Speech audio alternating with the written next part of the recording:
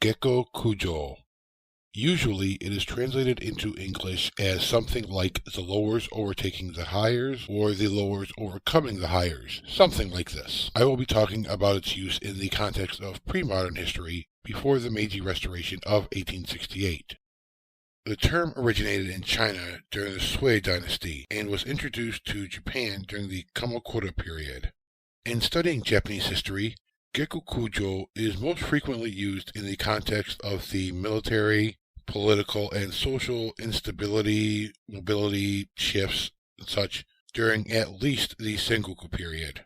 Gekokujō can be used for specific events or actions in which someone of a lower social or political position or status seized power through military, political, and/or economic power and maneuvering, and often these three things were interrelated to at least some degree, from someone or a group of a higher position or status. I should also mention that an act of Gekokujō did not necessarily have to be complete. By that I mean the Lord did not have to completely seize power over all of the higher's sphere of influence. This was especially the case in what is often considered the early Sengoku period.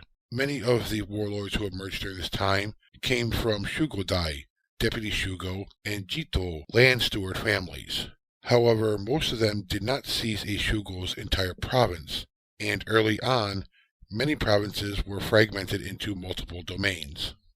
It can also be used in a more general way as a characteristic of a period or periods. People do not always agree as to when Gekokujō should be used for referring to specific acts. Some use it only for the Sengoku period, others for the Muromachi and Sengoku periods, some from the Kamakura period through the Sengoku period. Others still may also consider Taira no Kiyomori's control over the imperial court as an act of Gekokujō shortly before the Kamakura period. Another disagreement is as to how narrowly or broadly to define Gekokujō. Some people will define it only as outright overthrows and/or replacements of a higher by the lower. Others will include more subtle instances where the lower became the real power, but kept the higher in place as what some may call a puppet, although the term puppet kind of gives an image of passivity on the part of the one being called a puppet, which was not always the case.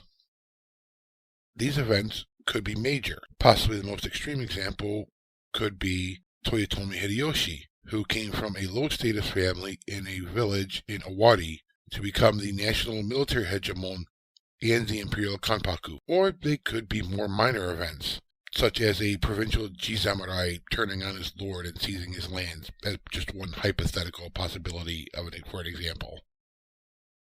So Gekokujō is a term that can be kind of difficult to concretely define beyond the surface level concept, and some people have somewhat different meanings for it, but I hope this video has helped some.